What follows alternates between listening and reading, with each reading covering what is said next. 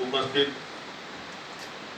सर्वसुन्य नागरिक, doctors, officers, छायाचित्रकार, पत्रकार, हम लोग देख रहे हैं कि आज हमारे शहर की, हमारे जिले की जो परिस्थिति है वो दिन ब दिन खराब होती जा रही है। अभी कलेक्टर साहब ने बताया की राज्य में इतर जिल्ह्यांपेक्षा आमच्या जिल्ह्यात कमी रुग्ण संख्या है, लेकिन मैं आपको बताना चाहता हूँ कलेक्टर साहब कि आज हम लोग एक हॉटस्पॉट तक पहुंच चुके हैं। हम लोग अगर अभी संभलेंगे नहीं और अभी हम लोग उपाय योजना नहीं करेंगे तो एक वक्त ऐसा भी आ सकता है कि सबसे खराब परिस्थिति पूरे राज्य में हमारे जिले की होगी। इस बात की फिक्र करते हुए मैंने पिछले हफ्ते जिलाधिकारी साहब और कमिश्नर साहब से ये सूचना की थी कि हमारे जो प्रशासन काम कर रहा है, हम जो काम कर रहे हैं उसमें शायद हम कुछ कम पड़ रहे हैं। इसलिए हम लोग हमारे शहर में कुछ तज्ञ स्पेशलिस्ट डॉक्टर्स है, कुछ सुन्नी नागरिक है, उनको बुलाकर उनसे मार्गदर्शन लिया जाए और एक कोरोना महामारी को किस तरह रोका जाए उसकी उपाय योजना करने के लिए हमको इनसे कुछ गाइडलाइंस लेनी चाहिए। इसके लिए आज ये मीटिंग का आयोजन किया गया है और मैं समझता हूं कि हम लोग खुशनसीब है कि आज की इस मीटिंग में जो हमारे खासदार साहब है वो एक एमएस डॉक्टर है, आज हमको उनका मार्गदर्शन मिलेगा।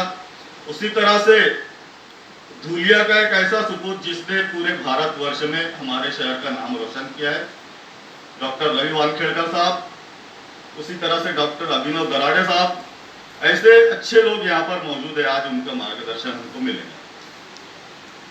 शायद कुछ बातें मैं आपको बताना चाहूंगा कि अभी जो हमारा संपर्क ट्रेसिंग कम हो गया है इसलिए भी यह रुग्ण संख्या बढ़ रही है। कमिश्नर साहब से विनती करना चाहता हूं कि हमको जो संपर्क ट्रेसिंग है वो बढ़ाई जाए। दूसरी बात, कुछ शिकायतें आ रही है जो प्राइवेट हॉस्पिटल्स है कैपिंग लिमिट के ऊपर वो बिल ले रहे हैं, जैसा कि शासन ने 4000 रुपए जनरल वार्ड और 9500 रुपए आईसीयू वार्ड ऐसे रेट उनको तय किए, लेकिन उसके बावजूद वो लोग बहुत ज्यादा पैसे ले रहे हैं, जिसकी वजह से कुछ जो मध्यम वर्गीय लोग हैं वो टेस्ट के लिए जा नहीं पा रहे। तीसरी बात, या सिविल सर्जन साहब,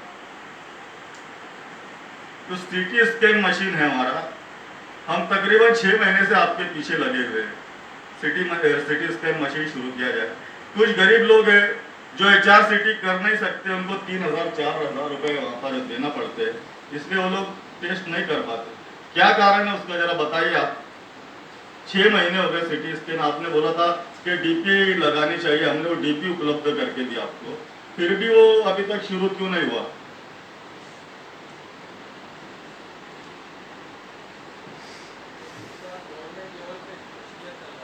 क्या प्रोसेस, क्या बात?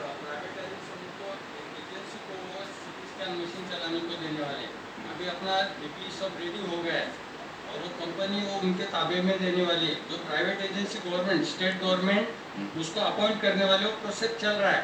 हमको जो मैसेज आया है कि वो प्रोसेस चालू है और वो प्राइवेट एजेंसी को चलाने को दे पक्का। यस यस, हाँ, डायरेक्टर आणि सचिव, हाँ, Archana Patil madam agency final करणार आहेत ते आणि पूर्ण state secretary level tender process वगैरे त्यांची प्रोसेस झाली आहे का नाही, त्याच्या प्रोसेस मध्ये एवढं सामान बरोबर आज आपण हे झालं ना मीटिंग, आपण बसून चर्चा करू की कोणत्या स्टेजवर आपण त्याला एक्सलेक्ट करायचं। सिव्हिल सर्जन्स आहे 6 महिन्याने तुमचा 1 वर्ष नाही, आता झालं सर, रेडी आता झालंय, वरिष्ठ पातळीवर फॉलो करूया। मशीन आलेलं 5-6 महिने झाले, त्यामध्ये इलेक्ट्रिकल प्रॉब्लेम होता, साहेबांनी DPTC वरून पैसे दिले, रेडी आहे आता, ऑलमोस्ट रेडी आहे। आता एजन्सी आम्हाला फोन बी आले की आता ते एजन्सी आपण अकाउंट करतो आणि ते होईल वर्क, म्हणजे प्रायव्हेट एजन्सी आहे, रिपोर्ट पण देणार असं आहे। दूसरा ऐसा, तुम्हारे यहाँ 23 डॉक्टर्स है, क्या काम करते हो, क्या उनकी ड्यूटी क्या है? सबको ड्यूटी लगाए सर। क्या क्या सबको ड्यूटी वार्ड बताइए आप जरा वो मैडम के ड्यूटी सामने चार्ट दिया है सर। आप पूछिए क्या काम करते हैं वो रेगुलर ड्यूटी चालू है सर, वार्ड में ड्यूटीज है, आप एक OPD में विजिट करो ड्यूटीज है। मैडम। दूसरा ऐसा कि साहब जैसे अजमेर और रुग्णालय में 50 बेड का कोविड सेंटर शुरू किया है, क्वारंटाइन सेंटर।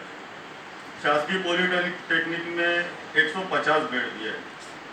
अगर उसी धरती पर सर हम जिला रुग्णालय में अगर O2 की पाइपलाइन करते, जहाँ पर हमने 3.5 करोड़ रुपए खर्च किए, तो इन फ्यूचर भी हमारे वो काम आते हैं।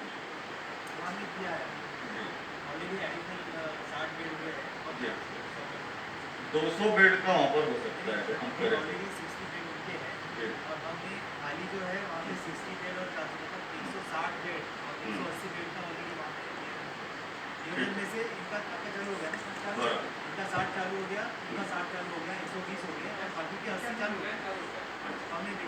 ठीक है, हम एक विजिट लेते हैं। हाँ दोनों मिला के 120 होते हैं। ठीक है।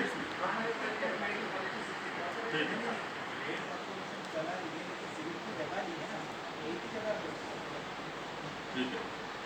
दूसरा साहब ऐसा कि जैसा हमने देखा कि बीड़ शहर में और इंदौर शहर में ये कोरोना बहुत ज़्यादा फैल रहा था, उस वक्त उन्होंने 10 दिन का एकदम सख्त लॉकडाउन किया स्ट्रिक्टली। तो मैं आपसे विनती करना चाहता हूँ कि हमारा जो गणेश उत्सव होने के बाद में 10 दिन का पूरा एकदम स्ट्रिक्टली अच्छी तरह से लॉकडाउन किया जाए। उसके बाद आप देखिएगा कि कुछ तो भी रोक लगेगी। तीसरी बात साहब, आखिर बात मैं आपको ये बोलना चाहता हूँ, पूरे शहरवासियों से विनती करूंगा कि जिस तरह अभी कुछ हमारे लोगों ने बताया कि मुस्लिम लोग इन्हें ज़्यादातर मास्क नहीं लगाते, तो ये बात सही है। जो हमारे मुस्लिम कम्युनिटी में बहुत ज़्यादा अशिक्षित लोग हैं, उनको ये सब समझ नहीं पाता, लेकिन हम लोग शुरू से प्रयत्न कर रहे हैं, कोशिश कर रहे हैं। हमारे जो नगर सेवक है सब घर घर जाके समझाते हैं, और आज उसका नतीजा ये है कि मैं आप लोगों को बताना चाहूँ, पिछले 15 दिनों में पिछले 15 दिनों में जो पॉजिटिव पेशेंट आए उसमें सिर्फ 3 से 5% के मुस्लिम पेशेंट्स है।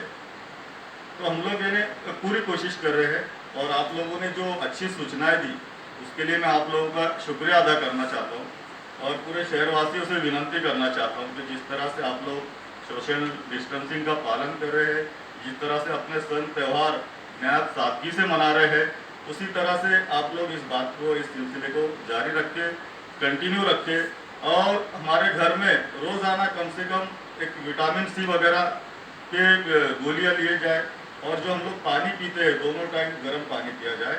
इतना कहता हूँ, मुझे शुक्रवार की नमाज के लिए जाना है। जय हिंद।